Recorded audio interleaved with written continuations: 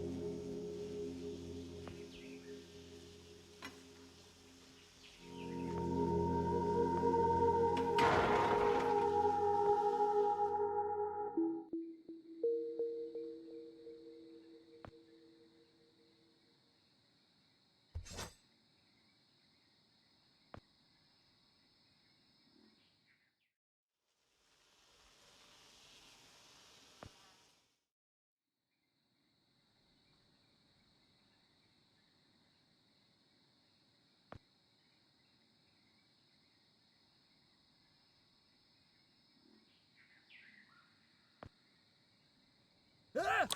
What the?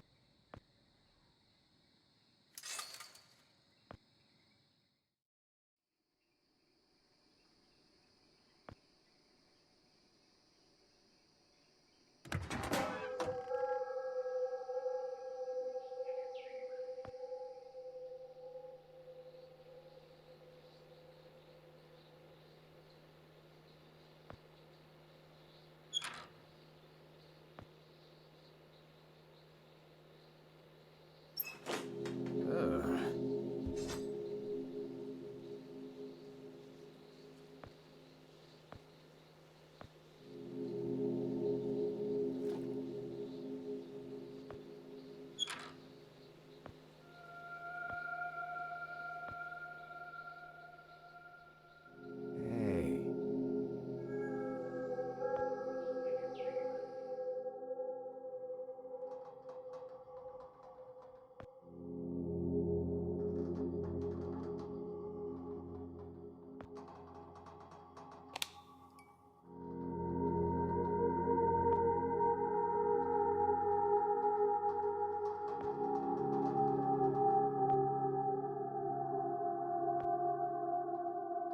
Hmm.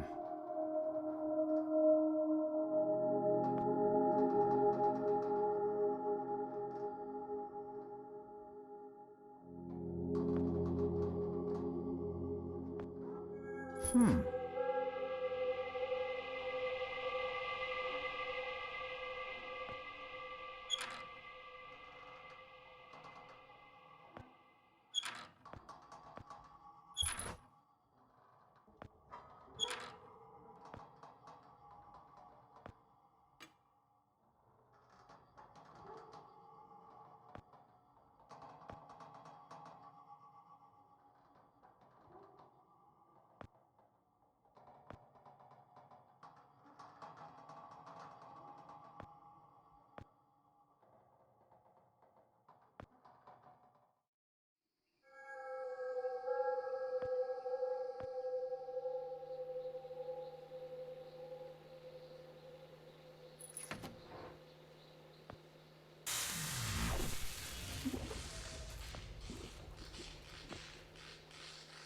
I don't think so.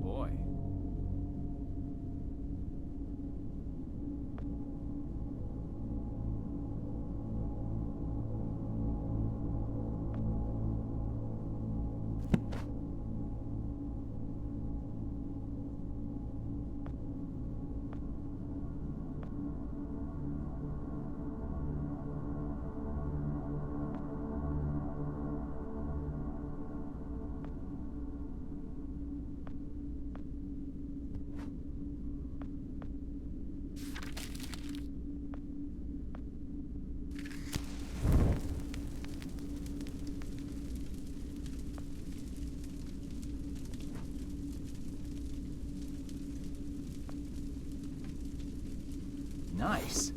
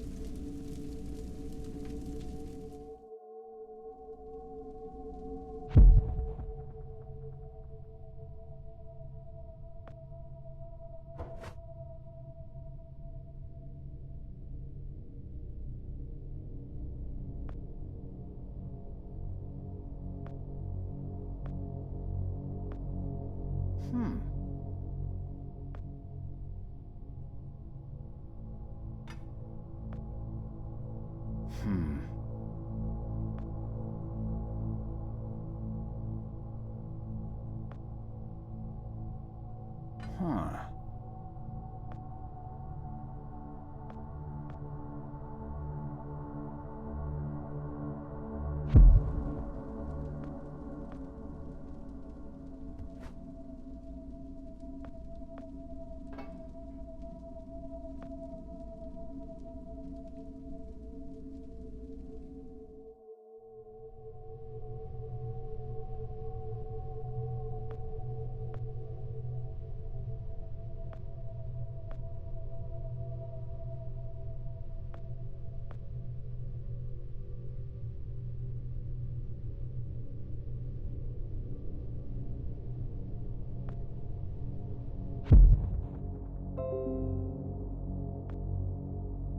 Wow.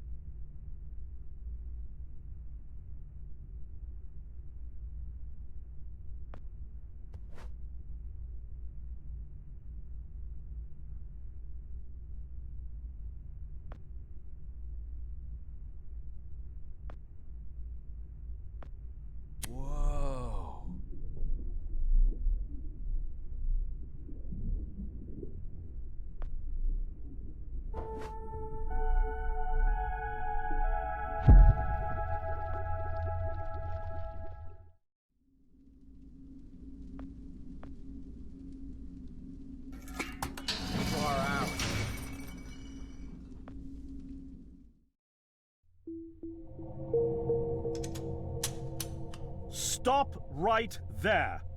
Whoa, wait! Mr. Lambert, sir, it's me, Joe! I don't know you. What are you doing in my house?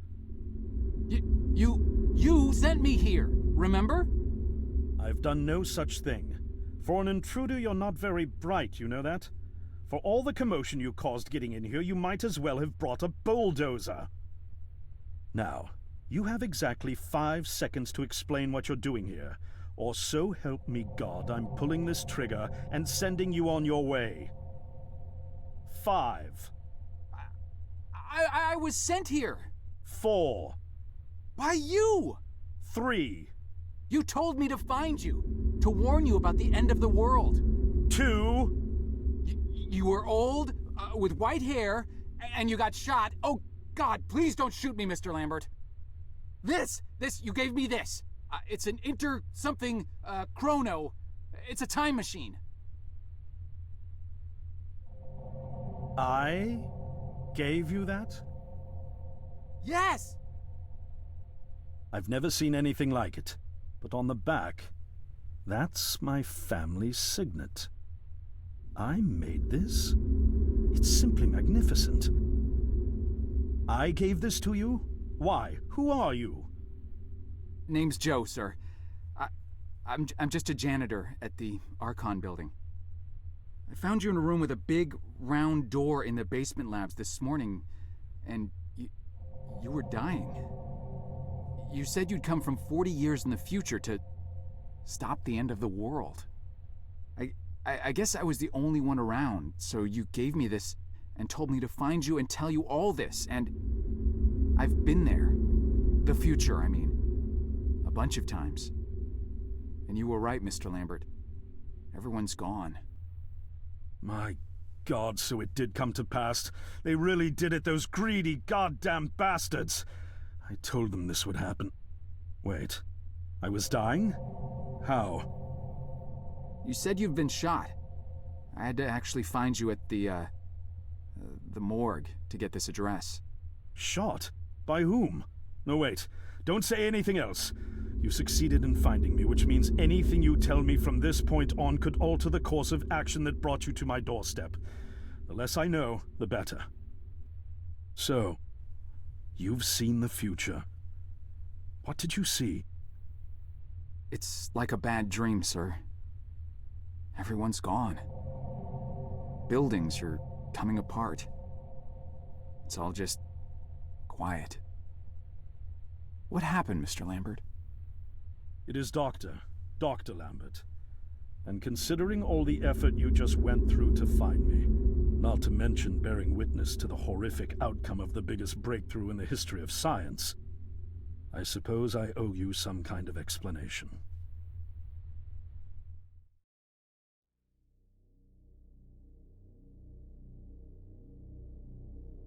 I was 24 when I got hired by Recon, or Athena as it was called back then. Athena was one of the many weapons R&D companies formed during the Second World War. Unlike other R&D companies that had retooled themselves to pursue peacetime activities after the war, Athena had made enough money to continue chasing the next big thing in defense technologies. They were betting the farm on post-war Soviet expansion, raising the level of government paranoia to create a lucrative market for esoteric weapons research.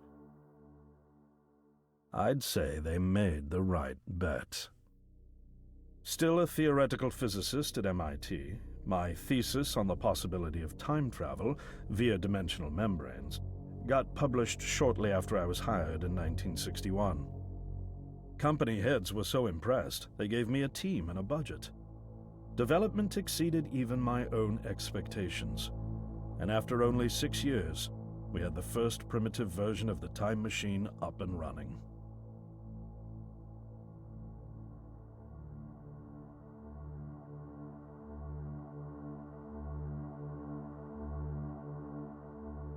Our first successful trials involved sending simple objects into the future with a timed return. But with Recon running out of money, that was all the company bigwigs needed to secure a big fat contract with the Department of Defense. Apparently, we had sold them on the idea that the technology could be used to go back in time and strangle communism in its cradle. The reality, of course, was that it couldn't. Due to the laws of causality, you can't travel back in time beyond the point where time travel was invented. And sooner or later, we had to explain that to our benefactors. When they started pushing for progress reports, Archon management had to come clean, but instead chose to ease government concerns by claiming the technology could be used to bring back advanced weapons from the future. But this, too, was a lie.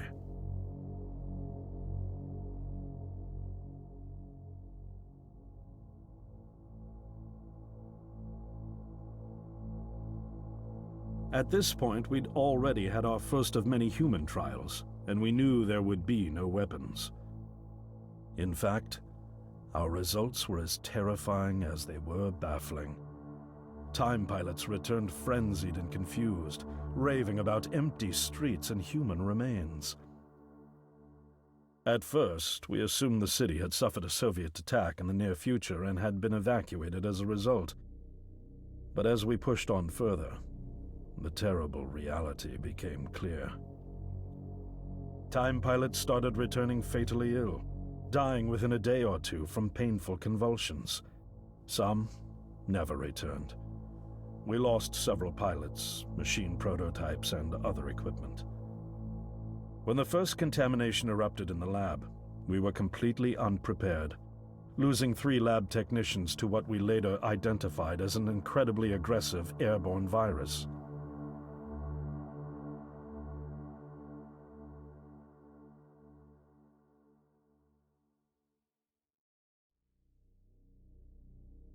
Although we weren't equipped to handle biohazards of this magnitude, management insisted we contain and study it. To keep our pilots and the virus alive long enough to study, we co-opted experimental cryotechnology from another project, Lazarus, and established a makeshift virus lab. Once again, the bigwigs managed to spin our setbacks into a success story for the Department of Defense, now claiming that the virus could be cultivated for use as a biological weapon.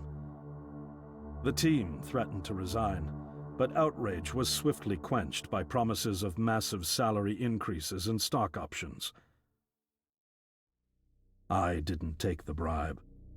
I'd witnessed the lethal efficiency of the virus firsthand.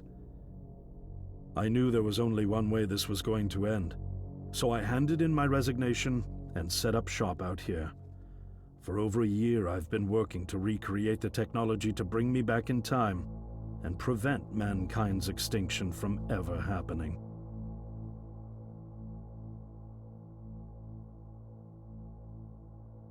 And now you're here, the harbinger of doom at my doorstep, wearing a boiler suit. Who could have imagined that Judgment Day would begin like any other Monday in May? In any case, unfathomable as it may be that you were able to bring this information to me, knowing is only half the battle. Preventing the outbreak will require more than just your tenacity. Me? Wait, what? Yes, I'm afraid I must rely on you one more time. You must go back to Archon and prevent the outbreak. No, that's, I mean, I'm really honored and everything, but... Believe me, you're the last person in the world I want to entrust with this, and I mean that quite literally. But by this time tomorrow, the entire city will have succumbed to chaos, panic, and death. You're here now, and you're all I've got. Wait, but what about you? Can't you fix this, Doc? Don't you have a plan? I can't go myself, because that would break the law of causality. The only reason you are here to warn me now is because I was there to send you. And the only reason I was there to send you is because I was able to bring my work to fruition here. But... We've no time to waste. It's the only way. You told me you found me this morning, correct? Yes, but... That means I failed to stop it, and the outbreak has already begun. The time pilot for today's trial must have brought the virus back from the future, which then somehow got out of the containment chamber and spread. That pilot is Patient Zero. I need you to destroy the supercomputer system controlling the time machine. All the research data is stored there too. You must destroy it before the time machine departs. I'm reconfiguring your device to send you back 1 day earlier. This should allow you ample time to return to Archon and get inside. On the other shore from here, about 500 yards down the road, is a rest stop. You'll find a van there, fueled and ready to go. Oh, I already have a ride.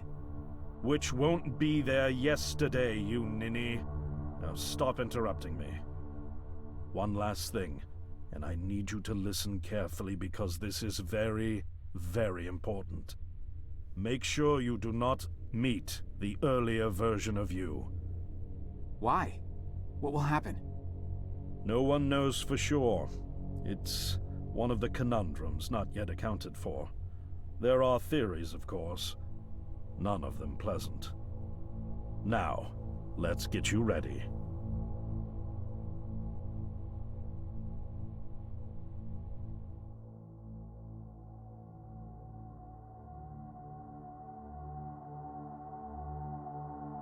How did I get myself into this? I nearly got killed trying to reach Dr. Lambert thinking he had a plan. And it turns out it's me. I'm the plan. At least I don't have to walk back. This van's not as cool as the ambulance, but it has its charm.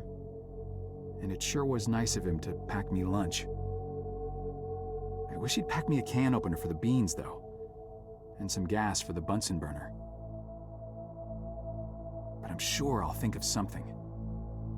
I've got several hours of driving ahead of me after all. It'll be almost morning before I get to Archon. I just hope I have enough time.